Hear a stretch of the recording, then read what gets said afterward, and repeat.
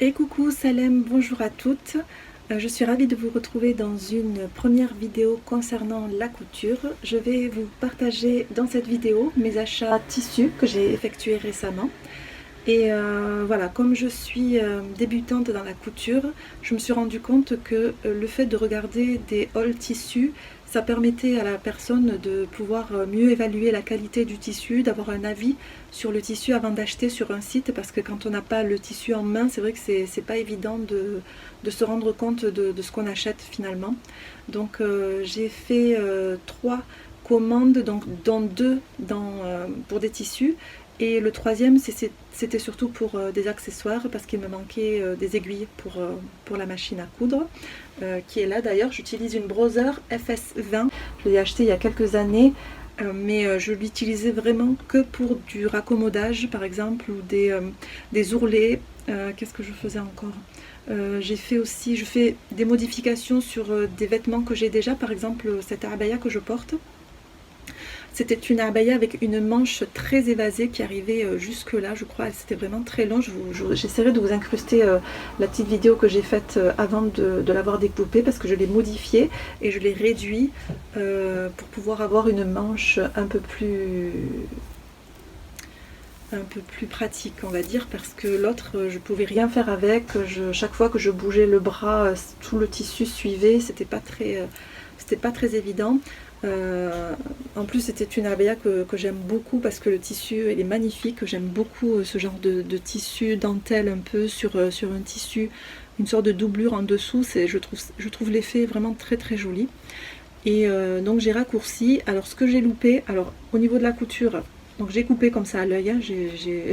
J'ai un peu fait à l'aveuglette, mais je suis contente du résultat, parce que voilà, j'ai quand même réfléchi, j'ai bien regardé, j'ai épinglé là où il fallait pour pas que le tissu glisse et tout ça. J'ai essayé de faire voilà, comme je pouvais, et je suis assez fière de moi. Enfin, je suis assez fière du résultat, parce que bon, au niveau de la couture c'est très bien. Même la couture elle est assez propre, je trouve, parce que j'ai utilisé, alors à force de regarder les vidéos, j'ai utilisé alors j'ai pas de surjeteuse, mais j'ai appris qu'on pouvait faire un effet surjeteuse avec une machine à coudre. Donc j'ai utilisé le point numéro 3 je crois, voilà, qui fait un effet comme ça. Le seul souci, c'est que je n'ai pas fait le raccord. Je n'ai pas réussi à faire le raccord. D'ailleurs on voit là que ça dépasse un peu ici, et on voit qu'au niveau du motif là, il n'est pas en entier, et que voilà, il n'est pas très en accord avec l'autre tissu. Mais moi ça me dérange pas en soi, parce qu'en fait la couture elle se situe au niveau de l'intérieur du poignet, et comme c'est un bracelet de manche assez il se maintient quoi, il est assez rigide, sans trop l'être, hein, mais il tient bien. Et quand il tient comme ça, il est voilà, il tient, et la couture elle est juste à l'intérieur. Donc voilà, pareil, hein, pour l'autre manche. Voilà pour ça. Donc c'est le genre de modification que je fais. Et actuellement je me mets à une autre modification. C'est sur une djellaba que je ne portais plus, parce que alors comment on appelle ça,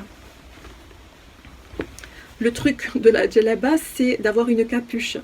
Et moi je n'aime pas la capuche en fait. J'arrive pas à porter les djellabas, j'arrive pas à les porter avec la capuche. Pour moi elle sert à rien. Et en fait je l'ai ici retirée, et elle est, hop, je l'ai coupée. Donc c'était ici, ça fait office de capuche derrière en fait.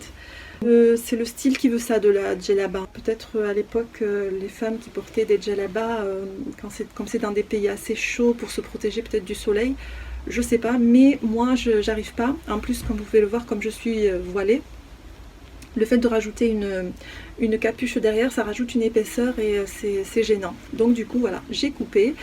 Et c'est une djellaba qui a un trou ici pour des poches, sauf qu'elle n'en a pas. Quand on met la main, hop, on rejoint, enfin il n'y a pas de poche. Alors ce que j'ai voulu faire, c'est justement utiliser la capuche pour en faire des poches, et les mettre, voilà, les insérer ici. Et voilà, je trouve dommage de ne pas la porter, parce que je trouve qu'elle est super sympa. C'est le genre de choses que j'aime beaucoup. Elle est en tissu déni, mais elle est colorée, il y a du rose fuchsia, mais j'aime beaucoup.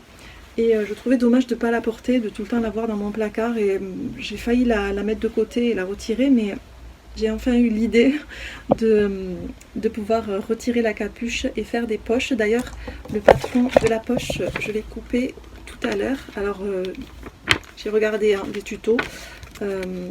Voilà, ça c'est le patron de ma poche que je devrais couper, en faire en 2 fois. Et je vais utiliser, comme je vous ai dit, la capuche de la djellaba pour le faire.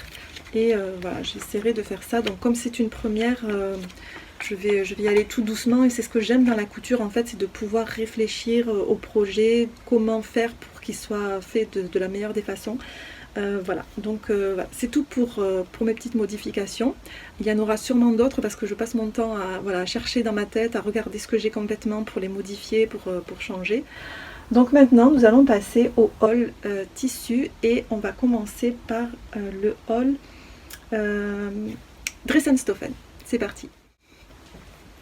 Donc pour le haul Dressenstoffen, j'ai pris ce tissu là, c'est un Punta Jersey Pink Strip à 5 € le mètre. C'est celui-ci.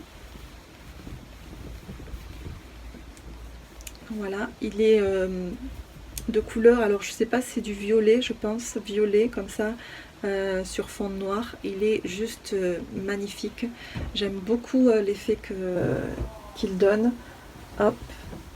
Il est assez épais, sans être trop épais, il est assez... il est manipulable, quoi. Il est assez... voilà, ça convient très bien pour les robes, pour les jupes, pour ce que vous voulez. C'est vraiment très joli. Alors de l'intérieur, il est noir. Et donc, pour l'élasticité, là, voilà, l'élasticité est là. Et il est assez élastane, hein. Vraiment, voilà. C'est un jersey très, très joli en tout cas, j'aime beaucoup. Je vous ai dit 5 € le mètre et j'en ai pris 3 mètres. Dans l'intention de faire une abaya peut-être, je sais pas. Je crois que je suis tombée dans l'erreur du débutant. En plus, je l'ai entendu plusieurs fois chez les couturières dans leur podcast quand elles donnent des conseils pour les débutantes, c'est de ne pas se jeter sur les tissus, de ne pas acheter une tonne de tissus, surtout sans savoir ce qu'on va faire avec. Mais là, je vais m'arrêter là parce que plus je regarde des podcasts et plus j'ai envie d'acheter des tissus et ça, c'est pas bon. C'est pas bon du tout. Donc, voilà pour le premier tissu. Le deuxième, c'est une sorte de molleton, c'est un jersey aussi, Peak Black Multiflower. Alors c'est celui-ci. Il se présente comme ceci. Il y a des fleurs sur fond noir. Voilà. Au niveau de l'élasticité, alors dans ce sens,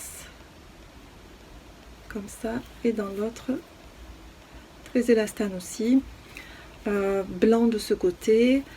Il a un effet un peu qui ressort, un peu molletonné. Je ne sais pas si vous verrez les imprimés qui sont comme ça. Hop. Voilà. Celui-ci, il me semble qu'il était à 3 € le mètre. J'ai oublié de le noter. J'en ai pris 3 mètres. Il me semble qu'il était à 3 € le mètre. Si je ne me trompe pas. Mon troisième achat, c'est vraiment un tissu que j'aime beaucoup. Quand je l'ai reçu, je n'y croyais pas. Je me suis dit, mais celui-là, il est vraiment magnifique. Le seul hic, c'est qu'il est un peu transparent. Ça me gêne un peu parce que j'aime pas trop les tissus transparents. Moi, j'aime bien quand tout est couvrant. Mais parce que premièrement, je sais pas faire les doublures. Et je sais pas comment voilà, pallier à cette transparence. Voilà. Donc voilà, le tissu, c'est celui-ci. C'est le Pinch Skin Flora Blue. Et il est comme ceci. Toujours est-il que c'est un tissu très fluide. C'est une sorte de viscose. Elle est vraiment très belle. Ça pour les blouses, les robes, ça c'est juste magnifique. Pour celles qui n'ont pas peur de la transparence, franchement, allez-y. Elle est vraiment magnifique. Après, je dis transparente, mais quand on met un... Oui, on peut pas la porter. Moi, je la porterai pas comme ça. Après, chacune fait son choix, hein, mais voilà, je sais que moi je la doublerai. Voilà. Mais elle est vraiment magnifique.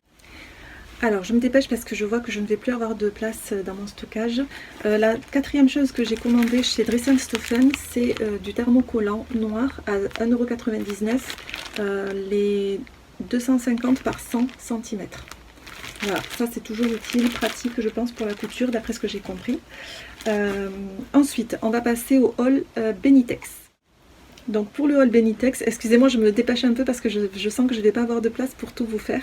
Donc j'ai acheté un premier tissu pour mon fils et celui-là je sais ce que je vais faire, c'est un t-shirt ou peut-être un bas aussi de pyjama, un truc qui est pour la maison je pense, ou un t-shirt si j'arrive vraiment à le réussir, pourquoi pas, pour sortir avec. Sauf que c'est juste le motif qui est... Bon moi ça me dérange pas hein, mais bon, c'est un motif voiture de police. Voilà, sur fond gris. C'est un jersey coton. Voilà, je le trouve sympa pour les enfants, pour les petits garçons. Je trouve que ça passe. Et pour essayer, c'est surtout voilà pour commencer un projet. Et comme j'ai un projet là bien précis, je suis contente celui-là de l'avoir, que je vais pas tarder à faire après le lavage, languissé justement de faire cette vidéo juste pour pouvoir commencer mon projet. Le deuxième tissu que j'ai pris chez Benitex, c'est un tissu de 3 mètres et qui est une fibrane viscose florale fond camel au pli métis or. Alors j'en ai pris 3 mètres et il se présente comme ceci. Celui-ci avec ces motifs là. Alors je ne sais pas si vous verrez les petits points dorés là avec les motifs fleurs comme ça là. Il n'est à peine mais pas vraiment élastique hein, celui-ci, il n'est pas vraiment élastane. Imprimé blanc, enfin il est tout blanc de l'autre côté. Et voilà, je le trouve très joli en blouse, chemise, ça je vois vraiment ça, une blouse ou une chemise ou quelque chose de très fluide en haut. En bas je ne suis pas sûre, je ne suis pas fan du total imprimé, alors je sais pas. Moi ce sera plutôt blouse ou chemise ou peut-être robe, il faudrait que je me lance peut-être à faire des robes tout imprimées comme ça, je sais pas, je vais voir. En tout cas j'aime beaucoup aussi ce tissu. Et la troisième pièce que j'ai pris chez Benitex, c'est une microfibre noire toute simple. Ça c'est un indispensable pour moi puisque je porte souvent des jupes de cette matière là ou des abayas de cette matière là. Donc voilà, comme ceci. Il est peu transparent, il est à la lumière on voit un petit peu mais sinon il n'est pas transparent. Et ce qui m'a fait l'acheter, c'est le fait qu'il soit infroissable. C'est ce qui avait marqué sur la description en tout cas. Donc je verrai ça et apparemment oui, parce que j'ai beau faire ça et il n'y a pas de... il n'est pas froissé quoi.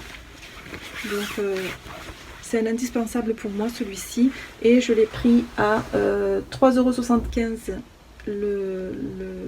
le mètre et j'en ai pris 3 mètres également.